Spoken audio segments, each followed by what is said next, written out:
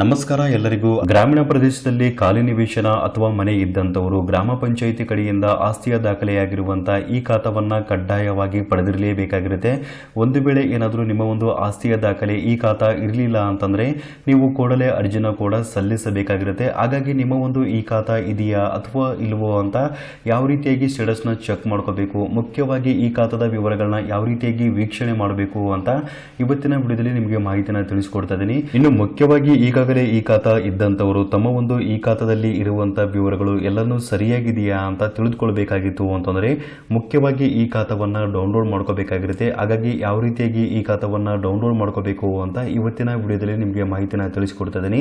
ಗ್ರಾಮೀಣದಲ್ಲಿ ಇದ್ದಂತಹ ಜನರು ಯಾವುದೇ ಒಂದು ಕೇಂದ್ರಕ್ಕೆ ಭೇಟಿ ನೀಡದೇನೆ ಅಥವಾ ಗ್ರಾಮ ಪಂಚಾಯಿತಿಗೆ ಹೋಗದೇನೆ ಸ್ವತಃ ತಮ್ಮ ಒಂದು ಫೋನಿನ ಮುಖಾಂತರ ಆನ್ಲೈನ್ ಅಲ್ಲಿ ಈ ಖಾತಾವನ್ನ ಯಾವ ರೀತಿಯಾಗಿ ಡೌನ್ಲೋಡ್ ಮಾಡ್ಕೋಬೇಕು ಅಂತ ಇವತ್ತಿನ ವಿಡಿಯೋದಲ್ಲಿ ನಿಮಗೆ ಸಂಪೂರ್ಣವಾಗಿ ಮಾಹಿತಿನ ತಿಳಿಸಿಕೊಡ್ತಾ ಇದ್ದೀನಿ. ಸೊ ಅದಕ್ಕಿಂತ ಮುಂಚೆ ತಮ್ಮಲ್ಲಿ ಒಂದು ಸಣ್ಣ ರಿಕ್ವೆಸ್ಟ್, ತಾವು ಇನ್ನೂವರೆಗೂ ನಮ್ಮ ಒಂದು ಚಾನಲ್ನ ಸಬ್ಸ್ಕ್ರೈಬ್ ಮಾಡಿಲ್ಲ ಅಂತಂದ್ರೆ ದಯವಿಟ್ಟು ನಮ್ಮ ಒಂದು ಚಾನಲ್ನ ಸಬ್ಸ್ಕ್ರೈಬ್ ಮಾಡ್ಕೊಳ್ಳಿ. ಹಾಗೆ ಆಲ್ ನೋಟಿಫಿಕೇಶನ್ನ ಸೆಲೆಕ್ಟ್ ಮಾಡ್ಕೊಳ್ಳಿ.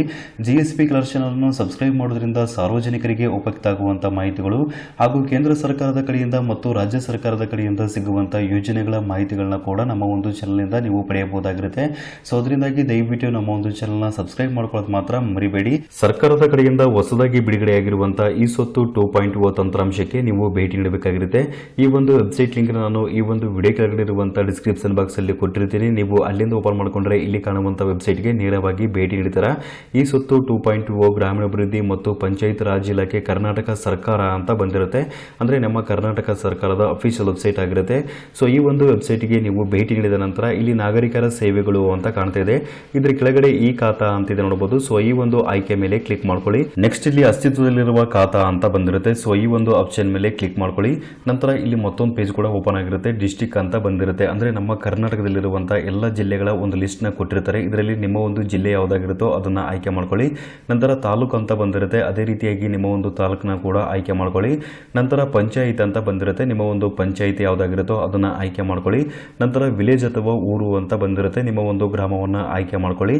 ಇಲ್ಲಿ ಗ್ರಾಮವನ್ನ ಆಯ್ಕೆ ಮಾಡ್ಕೊಂಡ ನಂತರ ನಿಮ್ಮ ಒಂದು ಊರಿನಲ್ಲಿ ಈ ಖಾತಾ ಇರುವಂತವರ ಒಂದು ಲಿಸ್ಟ್ ಅಥವಾ ಪಟ್ಟಿ ಕೂಡ ಬಂದಿರುತ್ತೆ. ಈ ಒಂದು ಪಟ್ಟಿಯಲ್ಲಿ ನಿಮ್ಮ ಒಂದು ಈ ಖಾತಾದ ವಿವರಗಳು ಅಥವಾ ನಿಮ್ಮ ಒಂದು ಹೆಸರು ಇತ್ತು ಅಂತಂದ್ರೆ ನೀವು ಈ ಖಾತಾವನ್ನ ಈಗಾಗಲೇ ಪಡೆದಿದ್ದೀರಿ ಅಂತ ಅರ್ಥ ಮಾಡ್ಕೋಬಹುದಾಗಿರುತ್ತೆ. ಹಾಗಾಗಿ ಈ ಒಂದು ಪಟ್ಟಿಯಲ್ಲಿ ಅಥವಾ ಈ ಒಂದು ಲಿಸ್ಟ್ ಅಲ್ಲಿ ಇರುವಂತವರ ಹೆಸರನ್ನ ಸರಿಯಾಗಿ ಒಂದೊಂದಾಗಿ ಚೆಕ್ ಮಾಡ್ತಾ ಹೋಗಿ. ಇಲ್ಲಿ ಪ್ರಾಪರ್ಟಿ ID ಅಂತ ಇರುತ್ತೆ, ಅಸೆಟ್ ನಂಬರ್ ಅಂತ ಇರುತ್ತೆ, ಓನರ್ ನೇಮ್ ಅಂತ ಇರುತ್ತೆ, ಅಡ್ರೆಸ್ ಅಂತ ಇರುತ್ತೆ, ಪ್ರಾಪರ್ಟಿ ಟೈಪ್ ಅಂತ ಇರುತ್ತೆ. ಎಲ್ಲನೂ ಒಂದೊಂದಾಗಿ ಸರಿಯಾಗಿ ಚೆಕ್ ಮಾಡ್ತಾ ಹೋಗಿ. ಇದರಲ್ಲಿ ನಿಮ್ಮ ಒಂದು ಹೆಸರು ಇದೆಯಾ ಅಂತ ನೀವು ತಿಳಿದುಕೊಳ್ಬಹುದು.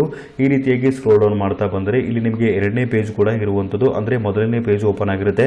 ನೀವು ಎರಡನೇ ಪೇಜ್ ಓಪನ್ ಮಾಡಿಬಿಟ್ಟು ನೋಡಬಹುದು. ಅದೇ ರೀತಿಯಾಗಿ ಮೂರನೇ ಪೇಜ್ ಆಗಿರ್ಬೋದು, ನಾಲ್ಕನೇ ಪೇಜ್ ಆಗಿರ್ಬೋದು, ಈ ರೀತಿಯಾಗಿ ಒಂದೊಂದು ಪೇಜ್ಗಳನ್ನ ಓಪನ್ ಮಾಡ್ತಾ ಹೋದ್ರೆ ನಿಮಗೆ ನಿಮ್ಮ ಒಂದು ಹೆಸರು ಇದೆಯಾ ಅಂತ ಸರಿಯಾಗಿ ತಿಳಿದುಕೊಳ್ಳಬಹುದಾಗಿರುತ್ತೆ. ನೀವು ಇನ್ನೂ ಸುಲಭವಾಗಿ ನಿಮ್ಮ ಒಂದು ಹೆಸರನ್ನ ಹುಡುಕಬೇಕಾಗಿತ್ತು ಅಂತಂದ್ರೆ A to Z ವರೆಗೂ ಒಂದು ಸ್ಪೆಲ್ಲಿಂಗ್ ನ ಕೊಟ್ಟಿರ್ತಾರೆ.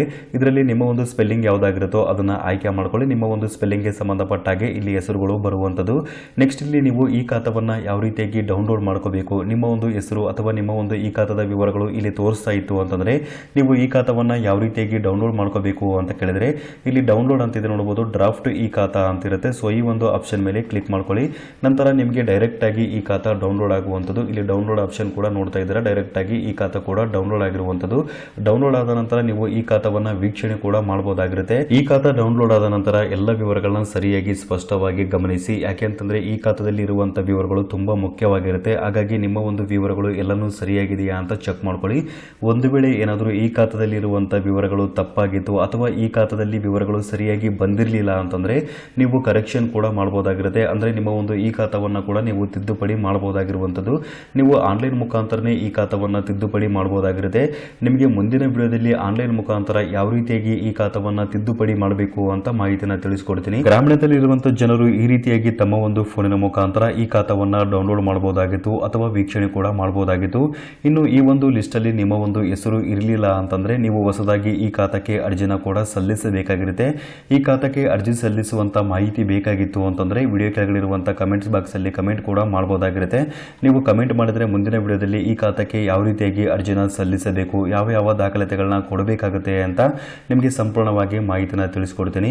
ಸೊ ಈ ಒಂದು ಮಾಹಿತಿ ಎಲ್ಲರಿಗೂ ತಿಳಿದಿರಲಿ ಅಂತ ನಾನು ಇವತ್ತಿನ ವಿಡಿಯೋದ ಮೂಲಕ ನಿಮಗೆ ಮಾಹಿತಿನ ತಿಳಿಸ್ಕೊಟ್ಟಿದ್ದೇನೆ. ಸೊ ಈ ಒಂದು ಮಾಹಿತಿ ನಿಮಗೆ ಇಷ್ಟವಾಗಿತ್ತು ಅಂತಂದ್ರೆ ಮಾಹಿತಿ ಅಥವಾ ವಿಡಿಯೋಕ್ಕೊಂದು ತಪ್ಪದೆ ಲೈಕ್ ಮಾಡಿ ಹಾಗೂ ಎಲ್ರಿಗೂ ಈ ವಿಡಿಯೋನ ಶೇರ್ ಮಾಡಿ. ಸಬ್ಸ್ಕ್ರೈಬ್ ಮಾಡೋದು ಮಾತ್ರ ಮರಿಬೇಡಿ. ವಿಡಿಯೋ ನೋಡೋದಕ್ಕಾಗಿ ನಿಮಗೆ ತುಂಬ ಧನ್ಯವಾದಗಳು.